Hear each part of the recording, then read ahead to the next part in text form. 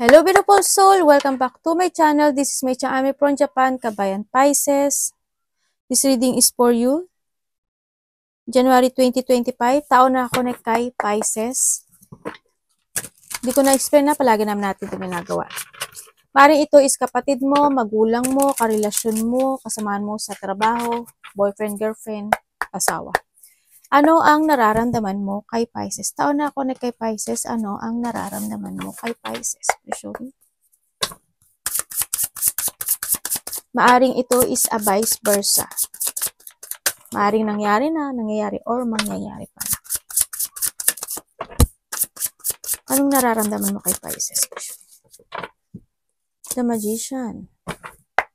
Pisces, anong nararamdaman mo sa tao na ito? We have the Aquarius, Gemini, and Libra. Anong nararamdaman mo sa tao na ito, Pisces?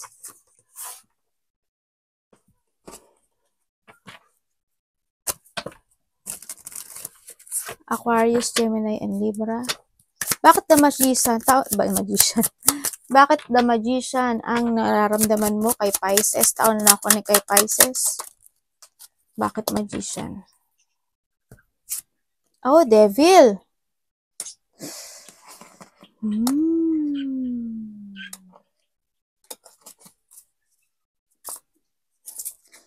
Sabihin,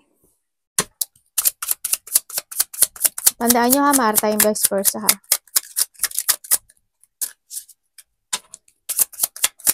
We have the Earth in Capricorn. Yan. Aquarius, Gemini, and Libra. Earth in Capricorn. Okay. We have the Queen of Pentacles. Iniiwasan mo ba to, Pisces? Or vice versa tayo ah. Iba dito magulang nyo to. Iba dito asawa nyo. Iba dito kasama nyo sa trabaho. Okay. Nararamdaman niya sa'yo. Pisces, nararamdaman nitong tao sa'yo. Sinasabi niya na ginagawa mo daw yung gusto mong gawin na kahit ano. Pero mali. Alam mo yun? Kumbaga, andito rin yung pag-iwas or hindi yung sitwasyon na we have the 9 of Wands. Tsaka ano, iba dito nanay nyo to. Nanay, kapatid, something like that. Or karelasyon. Ganyan.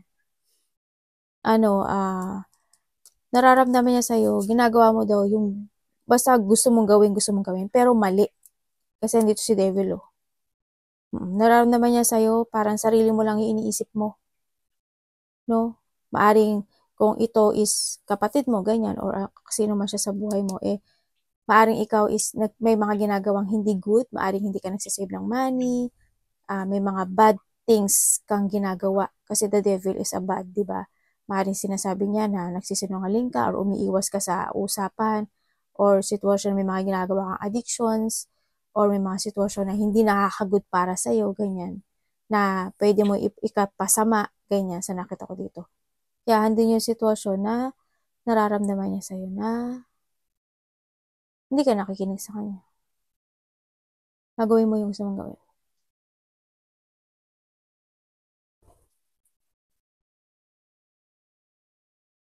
Nararamdaman mo, yun na yun nga, tama nga. Kala ko nagbaliktad ako eh. Nalito kasi ako, sabi niya sa'yo ganun daw, Pisces. Sabi nito ha, ganyan. Kung makasarili ka, sarili mo lang iniisip mo, kahit na doon yung pinapahalaga kanya, pero ikaw hindi mo siya pinapahalagahan. Umiiwas ka, ganyan. Or handin yung iniiwasan mo siya. Kumbaga, handin yung situation na maaring sinasabi mo na busy ako, may ginagawa ako, ganyan. Pero, yun, kumbaga, handin yung nakakaroon ng toxic energy, no? Yan. Pisces, sabi niya sa'yo, ano daw? There's something wrong sa'yo. Parang handin yung situation na, energy is the devil. May gusto ko i-confirm dito, pero gusto ko muna itong malaman. Titingnan ko ha.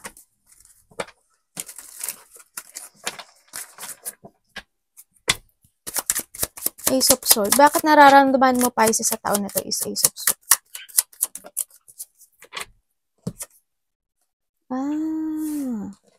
Nag-aaway kayo nito. Hindi kayo nagkakasundo.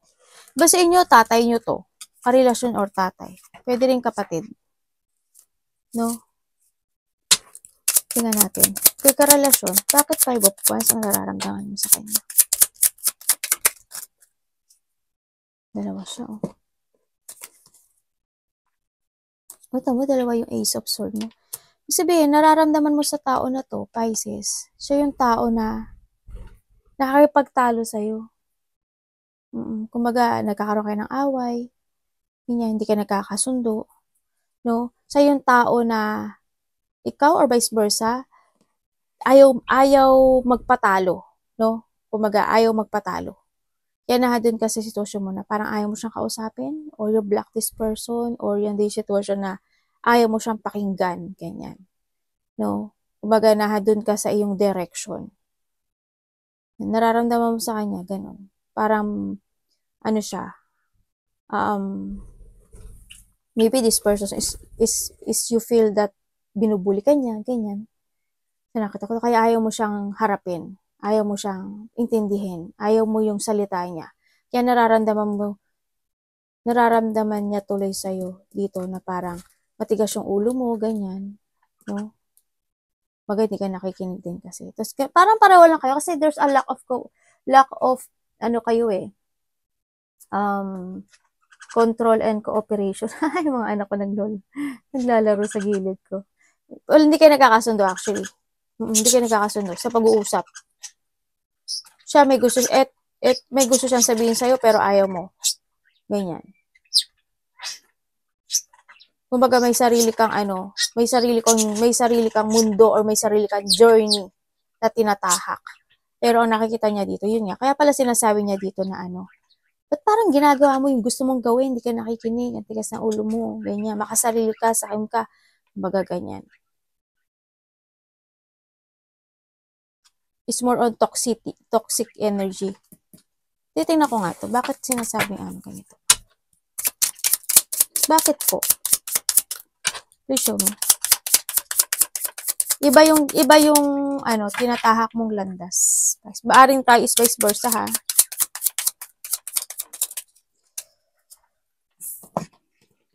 The Justice, oh. The Nine of Cups, oh, diba?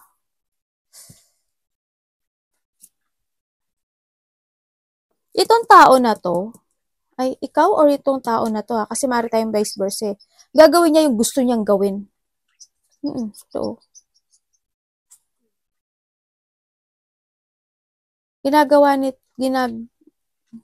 basta ha, vice versa tayo, ha. Maaari ikaw ito, Pisces, maaari ikaw siya ito, ganyan. Maaari ikaw ito. Yan. No? Nararamdaman niya sa'yo, yun nga, yung sinabi ko sa'yo, sabi niya dito, ginagawa mo yung gusto mong gawin, ganyan, ganun. Itong tao na to, may mga gusto siyang gawin, eh. Pero ang nakikita ko sa kanya, wrong. Baka ikaw, basta ha, ganun na mo, baka magkabaliktad kayo. Parang wrong yung situation. Parang may mali.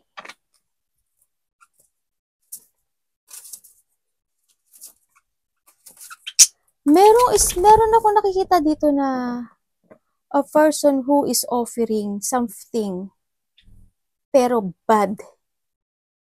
Ako nakikita. As in bad.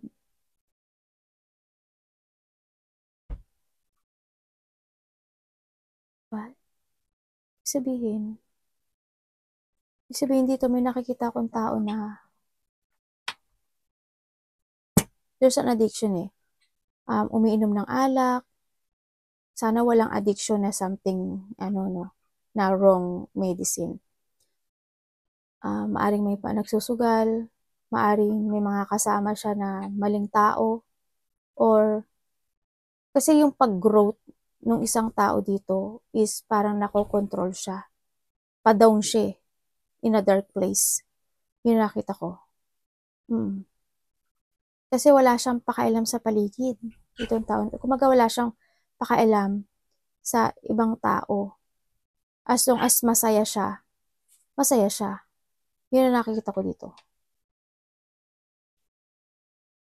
Kung kayo is magkarelasyon nito, may nagsusugal ba? Kaya parang there's something offering of something. Sana, no, sana in a good way ito. Kasi andito si Magician Devil, tapos Cups, tsaka si Four. Yun ang nakita ko dito.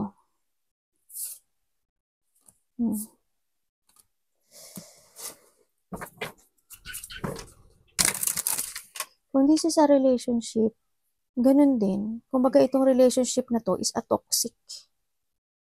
No? Hindi siya magandang impluensya. Hindi siya nagiging, hindi maganda yung relationship na to. Kasi it's more on, negativity. Kumbaga itong tao na to, may mga gusto siyang sabihin dito, or vice versa tayo ha, pero ayaw makinig nung isa.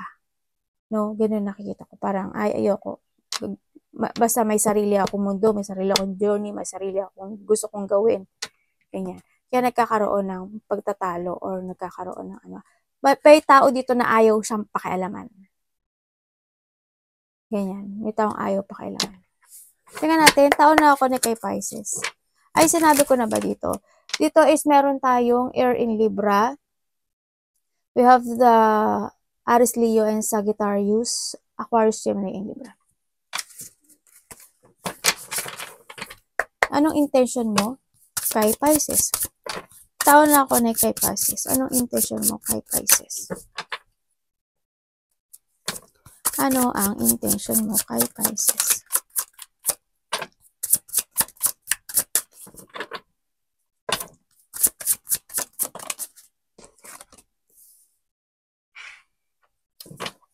The Queen of Wands. Malapit to sa puso mo, oh. Iba dito, kapatid nyo to. Iba dito, magulang nyo or kasama nyo sa trabaho. Pwede rin karelasyon. Tingnan natin. Bakit intention mo isa Queen of Wands? Ay, ba't ito?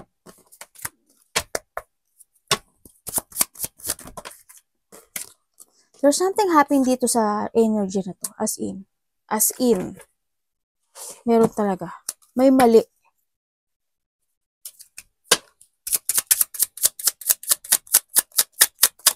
Ang intention. Intention mo sa kanya. Okay. Ang intention mo sa kanya, I want to talk to you, sabi niya. Start a new beginning. Gusto ko kausapin, sabi niya gano'n. Gagawin kong lahat kasi malapit ka sa puso mo. Malapit ka sa puso ko. Sabi niya dito. Gusto kanya kausapin na gusto kanya disiplinahin or need ng discipline. Gusto kanya need to heal. Gusto niyang you need to start. Gusto niya ng starting a new beginning. No, ako nakikita dito. And also, andito yung sinasabi na intention niya sa'yo is to help you. No? To help you sa maling choices na napipili mo o tinatahak. No? Or maaring vice versa to ha. Sasabihin ko sa inyo yung element. We have the water in Scorpio. We have the basta meron tayong water. The Nine of Sagittarius. Fire and Sagittarius. I will have the Aries, Leo, and Sagittarius, and Aquarius, Gemini, and Libra. Yun. Gusto ko lang tulungan kasi, you are trapped or, kasi kung dito, titignan ko pa lang dito, sinasabi nito, di ba? Devil, Magician, Cups, and Four of Pentacles. But I want to help you kasi, you are trapped in a situation na mali or you choose a bad decisions in life. Ganyan. Gusto kanyang tulungan or vice versa tayo. Andito yung pagtulong. Andito yung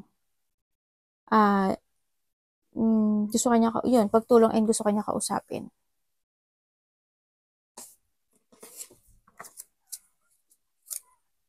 May mali talaga dito sa energy na to. Mag-ingat kayo ha. Meron eh. Siguro hindi naman kayo lahat. Huwag kayo basta-basta iinom ng hindi nyo sigurado ha. Tsaka huwag kayo sasama sa mga tao. Lalo na pag yung mga inuman, hindi nyo alam kung ano yung nakalagay doon sa inumin nyo ha. Mag-ingat kayo. As in, mag-ingat kayo.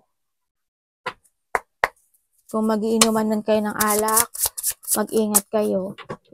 Trust your intuition. Kailangan ang palagay nyo kasama is good person. Kasi magkakaroon dito ng maling mga decision or may mga maling decision making. Ako nakikita. Anong action mo? Tao na ako connect kay Pisces. Anong action mo kay Pisces? Ito na rin yun, sa intention nyo.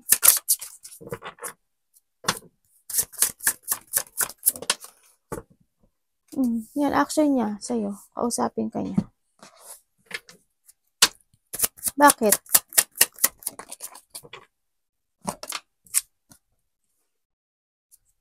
Paka-explain.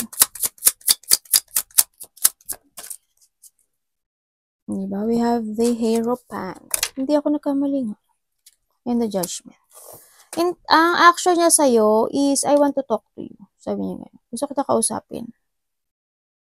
Gusto ko kitang bigyan ng advice. Or I want to commit you. Sabi niya gano'n. I want to commit you. I want you to move forward. Kumbaga, gusto niya na pag-isipan mo maigi yung mga ginagawa mo. Pag-aralan mo maigi yung mga ginagawa mo. You need to aware, sabi niya dito. Gusto ko tayong kausapin. I want to commit you. Ganyan. To collaborate you, sinasabi dito. Gusto daw niya dito na tulungan ka niya sa pagkaroon ng pagbabago or to level up to yourself. Kasi kung dito pala makikita ko, mayroong no? Or vice versa tayo I want to commit you, I want to talk to you.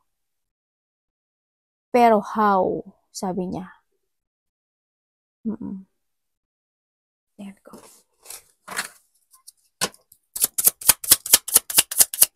Advice or commitment ito. Pero handun sa situation na mahala, oo. Iba dito, nanay nyo to. Magulang, nanay. O kaya ate. Action niya sa'yo is gusto kitang kausapin. Gusto ko ng pagbabago at pahalagahan mo yung sarili mo. Gusto ko kitang bigyan ng advice or I want to offer you something na pagbabago in life. Kumbaga, you need or you must, ganyan, to let go something dito sa energy na to. Yan. Siguro kung meron ka mga kasama na hindi nakakagod sa'yo or may mga ginagawa kang hindi maganda, sinasabi nito na ako nako-connect sa'yo, gusto niya na humiwalay ka o i-let go mo yung mga sitwasyon na hindi nagiging maganda sa buhay mo, na hindi makakatulong sa buhay mo. Kung halimbawa, meron kang bad decision in life, o may mga maling tao ka nakakasama, o may mga mali kang nagagawa, o kaya, halimbawa, hindi ka nakakapag-save, gusto niyang tulungan. Gusto niyang maintindihan mo at pag-aralan mo maigi yung destination na tinatahak mo para hindi ka mapariwara. Kung kayo is magkarelasyon nito, is gusto niya ng kung kayo is magkarelasyon, ang action niya sa'yo is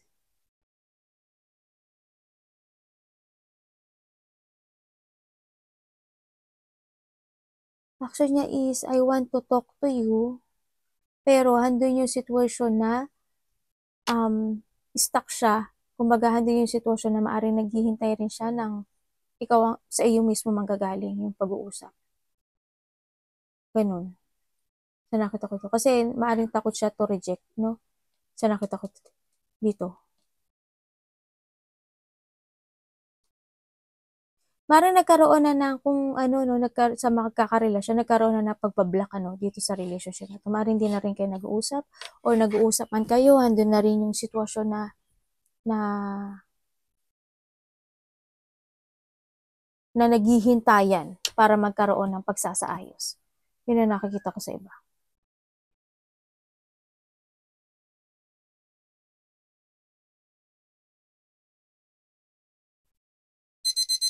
Bakit kaya ako may nakikita na something wrong talaga ako nakikita ka? Mamaya, pagka na-confirm ko na yung nakikita ko, sabihin ko sa inyo.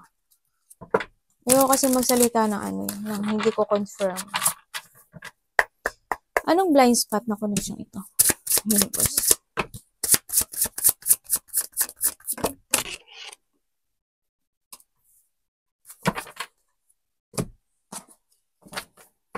There's a mother figure talaga ako nakikita dito.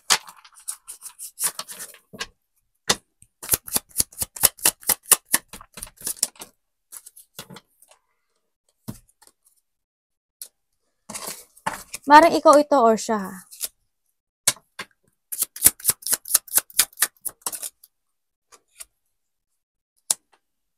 Oh, the world.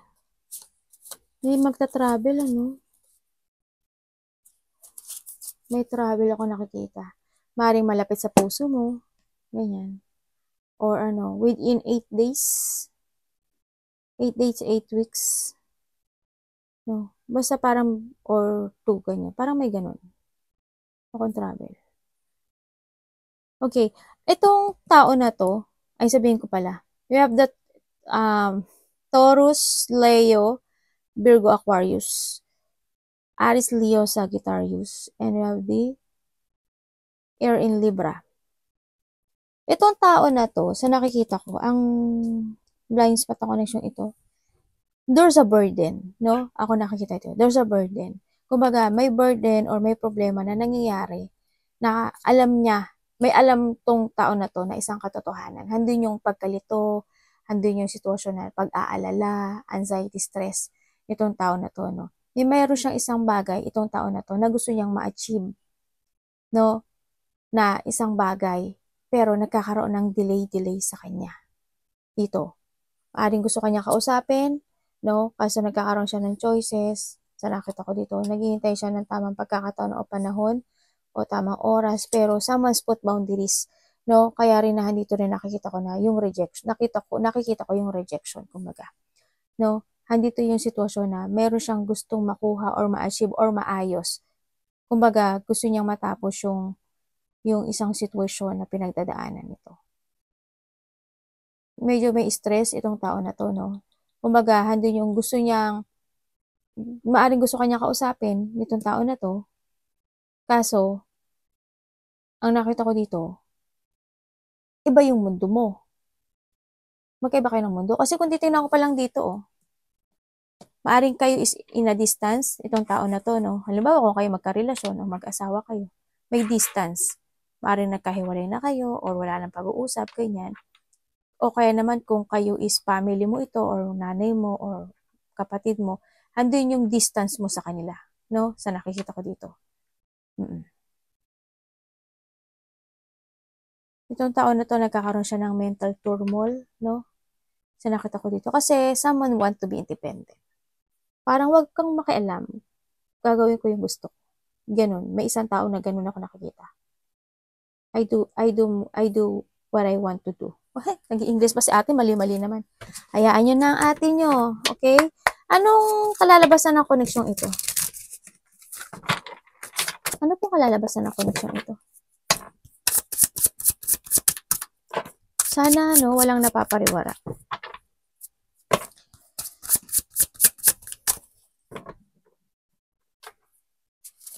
Kung may boyfriend, girlfriend kayo, or LDR kayo, yung LDR din ganun. No, parang hindi yung gusto niya kausapin ka, pero may delay. Ako nakikita dito. Magkaka-delay.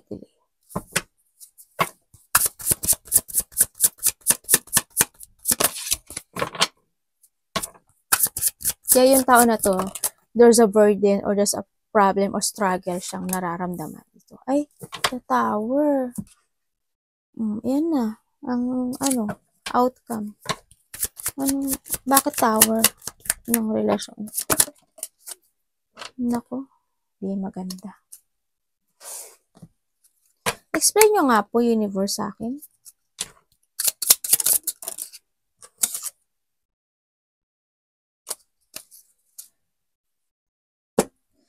Yung outcome ng connection ito, tower. Hindi siya matatag. Mm. Kasi why? Ang nakita ko kasi dito, ano eh, isa dito sa inyo, ang nakikita ko na, ay sabihin ko ha, we have the Aquarius, Gemini, and Libra. We have the Taurus, Virgo, Capricorn. I have the Aries, Leo, Sagittarius. Isa dito sa inyo is, ang nakikita ko dito, wala. As in, ando siya sa sitwasyon na, yung isa kasi is, they starting a new creation sa sarili niya, no? Ganyan. And then, nandun rin yung ano eh, pag-iwas actually. Lack of teamwork itong sitwasyon. No? Kumbaga, nagkakaroon ng conflict o hindi pagkakaintindihan, no? Nagkakaroon ng disagreement, nagkakaroon ng misalignment itong relationship na to, no? Kung sino man ito. And then, handin yung sitwasyon na walang collaboration. May isang dito tao na mataas ang ego, no? Ako nakikita. Kaya tower siya. Ibig sabihin, hindi siya matatag. Anytime, pwede siyang gumuho bigla. As in, maaring itong sitwasyon na to, kung nagkaroon ng separation, di ba, maaring kayo is magkaroon, kung hindi pa kayo nagkakahiwalay, sabi natin, inalisan kami ng pag-asa, no? Kung kayo is, yung iba dito, maaring nagkahiwalay na kayo kasi there's abandonment, di ba? Kasi walang teamwork eh. Walang motivation. Handun yung pakikipagtalo sa salita. Ganyan. Ganun. Kumbaga, pag may sinabi to, may sasabihin to, bubuwagin yung isa. Tapos, sasabihin na naman niya, sabihin mo, bubuwagin naman ito. Parang nagtatalo lang kayo. Ganyan. Sa nakita ko to. Hindi nagkakasundo actually itong situation na to, no? Itong relationship na to.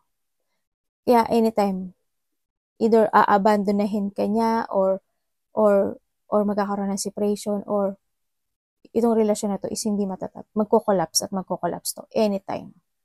Kung hindi magkakaroon ng balancing ito, yan, baka iba sa inyo, wala na talaga. Baka it's collapsing na maaari nagkaroon na ng separation sa iba. Diba? Yun. Kaya walang hindi matatag. Kung hindi matatag. Lack of cooperation, lack of yung isa kasi, di ba sabi ko sa'yo, very independent. Di ba? Huwag mo ako pakialaman. Kung ano yung sinabi ko. Kung ano yung gusto ko. Ganyan.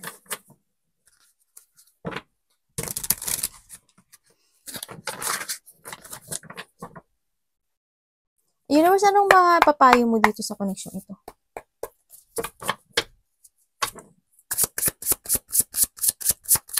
Ano ang mapapayo mo sa connection ito?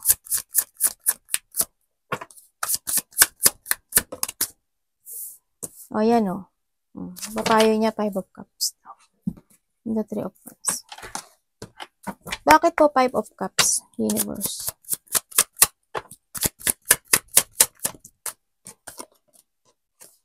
The Emperor, the Hierophant. O, iba dito, ano talaga to? Kasal ba kayo? Or karelasyon? O magulang mo to? The 9 of Cups. You have the 9. Okay, ang payo niya sa'yo, ang advice niya dito sa connection nito, minsan daw kailangan daw natin makinig sa mga tao na nakakatanda sa atin, sa mga payo ng ibang tao. We need to value. No? Value ourselves, value at things na meron pa sa atin, valuing yung mga pangarap natin sa buhay, valuing yung mga tao na nasa paligid. Siyempre, makinig sa mga payo, sa mga sinasabi ng tao. And then, mas mahalin natin yung sarili natin. We need to keep fighting and focus to the future. And sinasabi rin dito na kamtin natin yung mga pangarap natin. Huwag tayong manghinayang sa isang bagay na ikakasira natin. Mga bagay na pwedeng matapon, mawala. Kumbaga, we need to find peace or we need to move on or to accept yung mga bagay na ikakaganda natin. Huwag tayo mag-focus sa sadness, huwag tayo mag-focus sa down o kaka-fall natin, ganyan. Andun tayo sa sitwasyon na kailangan din nating magkaroon ng recovery when it comes to ourselves. Diba? Sinasabi dito, focus to ourselves, focus to a new beginning, focus to fulfill our dreams, magkaroon ng kasiyahan or satisfaction. Kumbaga, focus to growth, mag-forward sa mga plano, mag-forward sa mga things na makaka-growth or makakatulong sa atin at na magkaroon ng happy outcome, ganyan. We need to choose a best for us. Ganun ang sinasabi. Yun ang advice sa'yo. Kung nagkakaroon ng samaan ng loob or forgiveness, ganyan. Moving on. Finding peace, acceptance na sinasabi dito. Kailangan din natin syempre, alam ko naman na palagi kayong nagpipray sa taas, diba? Continue lang yun. And more trust to your intuition. Yan. No? Valuing yourself, valuing yung mga tao na sa paligid mo. Yan. Yun ang sinasabi. Anong energy ni Pisces? January 2025. Anong energy ni Pisces? Question?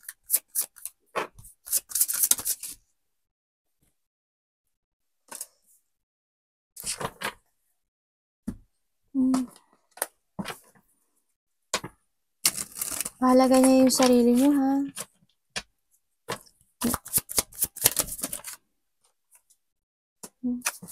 Kaya ko pa nakita yung mother figure.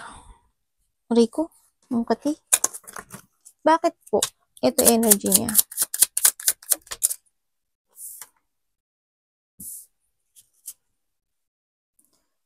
Yun na yun. Kung ano yung sinabi ko dito sa umpisa pa lang hanggang dito. Ito.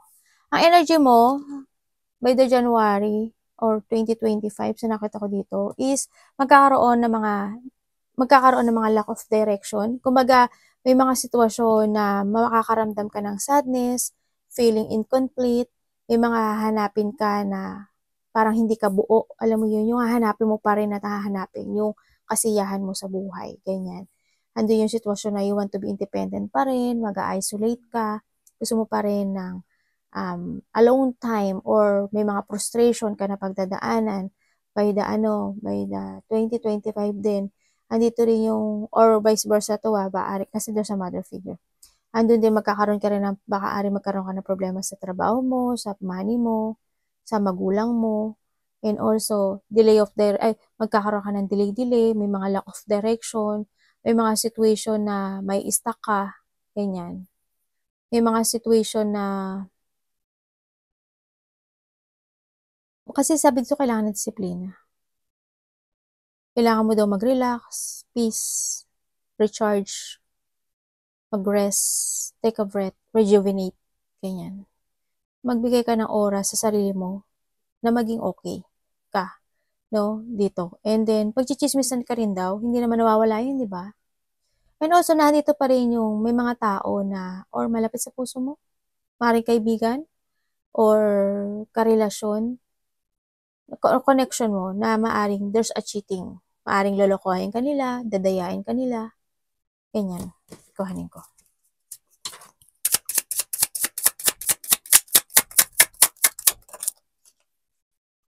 Makakaramdam ka raw ng kakulangan eh. Mag-ingat ka talaga, as in, kasi why? By the 2025, may mga friend, 3, 4, something ganun ako nakikita, na hindi totoo sa'yo. Maaaring kasama sa trabaho, or karelasyon mo to, no? Yan. May mga tao pa rin na lolokohin ka. May liar, dishonest, babaero, lalakero. Tapos, manipulative. Mamanipulate ka ng situation. Ando yung sitwasyon na may mga sneaky person. tao na hindi makakabuti sa'yo, ganyan. Or tao na baka madaya ka rin sa sa pera. Baka ikaw dayain mo rin yung sarili mo sa pera kasi magkakaroon ka rin daw ng problema sa pera or sa trabaho, ganyan. Sana walang manakawan, no? O kaya dito yung mga tao na nanakawin nila yung energy mo kasi pagchichismisan ka nila, lolokohin ka nila, dadayain ka nila, ganyan. May mga conflict ako nakikita. Yan, may mga away, maaring to a mother figure, ganyan, o sa mga kaibigan mo, o kasama sa trabaho. Arigato namaste, God bless. Mga hindi pagkakaintindihan.